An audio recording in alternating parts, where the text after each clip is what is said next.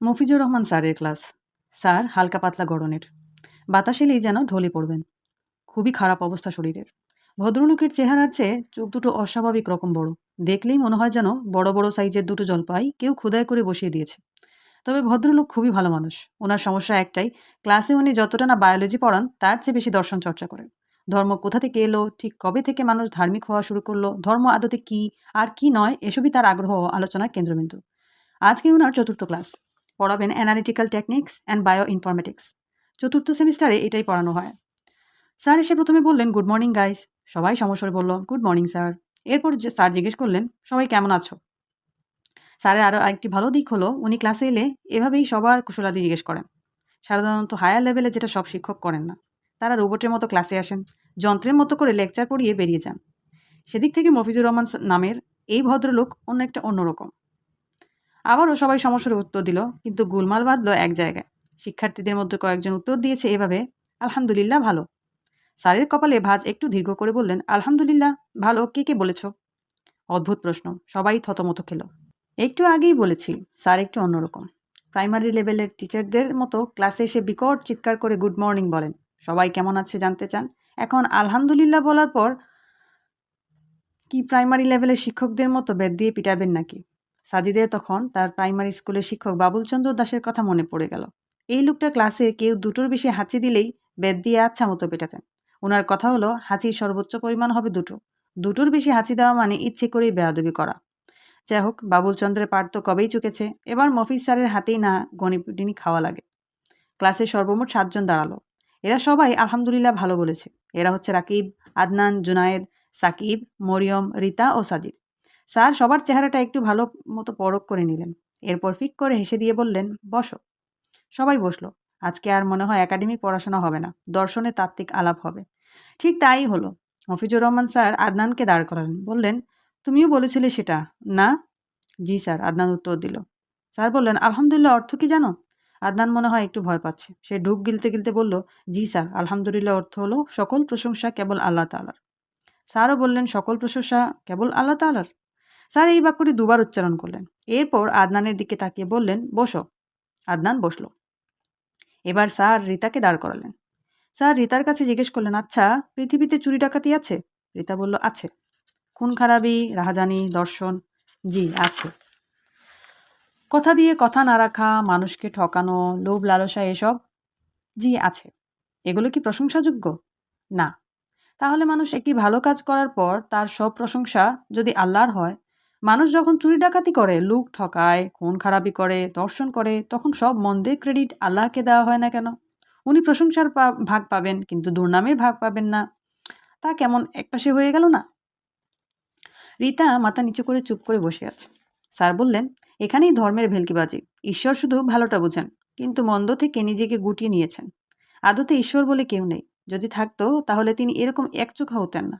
বান্দার ভালো কাজের ক্রেডিটটা নিজে নিয়ে নেবেন, কিন্তু মন্দ কাজের বেলায় বলবেন, ওইটা থেকে আমি পবিত্র, ওইটা তোমার ভাগ। স্যারের কথা শুনে যে কজন নাস্তিক ছিল তারা হাততালি দেওয়া শুরু করলো। সাদিজিদের পাশে যে নাস্তিকটা বসেছে সে তো বলেই বসলো, মফিজ স্যার হলেন আমাদের বাংলার প্লেটো। স্যার ধর্ম আর স্রষ্টার অসারতা নিয়েই বলে যাচ্ছেন। এবার সাজিদ দাঁড়ালো। স্যারের কথার মাঝে সে বলল, স্যার, সৃষ্টিকর্তা একচোখা নন। তিনি মানুষের ভালো কাজে ক্রেডিট নেন না। তিনি ততটুকুই নেন যতটুকু তিনি পাবেন। ঈশ্বর আছেন। স্যার সাজিদের দিকে একটু ভালোভাবে তাকালেন, বললেন, শিওর? জি। তাহলে মানুষের মন্দ কাজের জন্য কে দায়ী? মানুষই দায়ী, সাজিদ বলল। ভালো কাজের জন্য? তাও মানুষ। স্যার এবার চিৎকার করে বললেন, এক্স্যাক্টলি, এটাই বলতে যাচ্ছি। ভালো মন্দ এসব মানুষেরই কাজ, সুতরাং এইসব ক্রেডিট মানুষেরই। এখানে স্রষ্টার কোনো হাত নেই। তিনি এখান থেকে না প্রশংসা পেতে পারেন, না তিরস্কার। সোজা কথায় স্রষ্টা বলতে কেউই নেই। ক্লাসে পিনপত্ত নীরবতা। সাজিদ বলল, মানুষের ভালো কাজের জন্য স্রষ্টা অবশ্যই প্রশংসা পাবেন, কারণ মানুষকে স্রষ্টা ভালো কাজ করার জন্য দুটো হাত দিয়েছেন, ভালো জিনিস দেখার জন্য দুটো চোখ দিয়েছেন, চিন্তা করার জন্য মস্তিষ্ক দিয়েছেন, দুটো পা দিয়েছেন। এসব কিছু স্রষ্টার দান। তাই ভালো কাজের জন্য তিনি অবশ্যই প্রশংসা পাবেন। স্যার বললেন, এগুলো দিয়ে তো মানুষ খারাপ কাজও করে, তখন? এর দায় স্রষ্টার নয়। হা হা হা, তুমি খুব মজার মানুষ দেখছি, একই সঙ্গে কিছু বোকাও বটে। সাজিদ বলল, স্যার, স্রষ্টা মানুষকে একটি স্বাধীন ইচ্ছাশক্তি দিয়েছেন। এটা দিয়ে নিজেই নিজের কাজ ঠিক করে নেয়। সে কি ভালো করবে নাকি মন্দ করবে? স্যার তিরস্কার সুরে বললেন, ধর্মীয় কিতাবাদির কথা বাদ দাও, come to the point and be logical. Sajid বলল, স্যার আমি কি উদাহরণ দিয়ে বোঝাতে পারি বিষয়টা? অবশ্যই, স্যার বললেন। সাজিদ বলতে শুরু করলো, ধরুন খুব গভীর সাগরে একটি জাহাজ ডুবে গেল। ধরুন সেটা বারমুডা ট্রায়াঙ্গেল। কোনো ডুবুরেই সেখানে ডুব দিয়ে জাহাজে মানুষগুলোকে উদ্ধার করতে পারছে না। বারমুডা ট্রায়াঙ্গেল তো নয়ই। এই মুহূর্তে ধরুন সেখানে আপনার আবির্ভাব ঘটল। আপনি সবাইকে বললেন, আমি এমন একটি যন্ত্র বানিয়ে দিতে পারি যেটা গায়ে লাগিয়ে যে কোনো মানুষ খুব সহজেই ডুবে যাওয়া জাহাজের মানুষগুলোকে উদ্ধার করতে পারবে। ডুবুরির কোনো রকম ক্ষতি হবে না। স্যার বললেন, তো? ধরুন আপনি যন্ত্রটি তৎক্ষণাৎ বানালেন এবং একজন ডুবুরি সেই যন্ত্র গায়ে লাগিয়ে ডুবে যাওয়া মানুষগুলোকে উদ্ধার করতে সাগরে নেমে পড়ল। ক্লাসে তখন একদম পিনপত নীরবতা। সবাই মুগ্ধ শ্রোতা।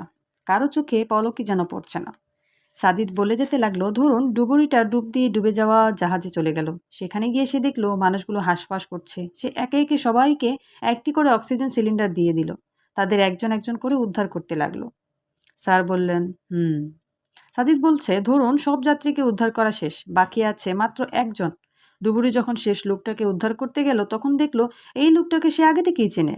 এতটুকু বলে সাজিদ স্যারের কাছে প্রশ্ন করলো, স্যার এরকম কি হতে পারে না? স্যার বললেন, অবশ্যই হতে পারে। লোকটা ডুবুরির আত্মীয় বা পরিচিত হয়েই যেতে পারে, অস্বাভাবিক কিছু নয়। সাজিদ বলল, জি। ডুবুরি লোকটাকে চিনতে পারলো। সে দেখলো এটা হচ্ছে তার চরম শত্রু। এই লোকের সাথে তার দীর্ঘদিনের বিরোধ চলছে। এরকম হতে পারে না স্যার? হ্যাঁ, হতে পারে। সাদিস বলল, ধরুন ডুবুরির মধ্যে ব্যক্তিগত হিংসাবোধ জেগে উঠল। সে শত্রুতাবশত ঠিক করলো যে এই লোকটাকে সে বাঁচাবে না, কারণ লোকটা তার দীর্ঘদিনের শত্রু। সে এই চরম সুযোগে প্রতিশোধ পরায়ণ হয়ে উঠল। ধরুন ডুবুরি ওই লোকটাকে অক্সিজেনের সিলিন্ডার তো দিলই না, উল্টা উঠে আসার সময় লোকটার পেটে একটা সজোরে লাথি দিয়ে এলো। ক্লাসে তখন পিনপতন নীরবতা। সবাই সাজিদের দিকে এক দৃষ্টিতে তাকিয়ে আছে। স্যার বললেন, তো তাতে কি প্রমাণ হয় সাজিদ? সাজিদ স্যারের দিকে ফিরে বলল, let me finish my beloved sir. Okay, you are permitted, carry on. Sir বললেন। সাজিদ এবার প্রশ্ন করলো, স্যার বলুন তো, এই যে এতগুলো ডুবে যাওয়া মানুষগুলোকে ডুবুরি উদ্ধার করে আনলো, এর জন্য আপনি নিজে কি কোনো ক্রেডিট পাবেন?